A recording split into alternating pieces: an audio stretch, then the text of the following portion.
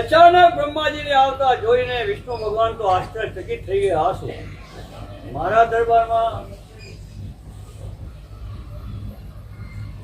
બ્રહ્માજી આવે, ઊભા થઈ ગયા, આગતા સ્વાગતા કરી, બેસાડ્યા.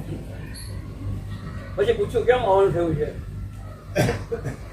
ત્યારે બ્રહ્માજી વિષ્ણુને કહે છે, આ પરમ ભક્ત એવો નારદ આજે મારી પાસે વાત લઈને આવ્યો છે કે મારા પિતાજીને અમરપટ્ટો લખી આપે.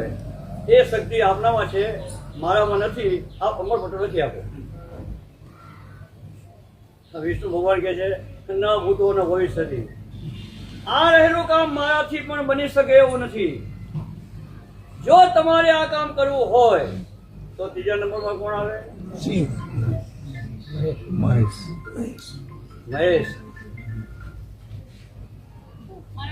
બ્રહ્માજી કે છે, વિષ્ણુ ભગવાન કે છે, એક કામ કરો, મહેશ પાસે જાઓ, કદાચ એ તમને કરી આપે.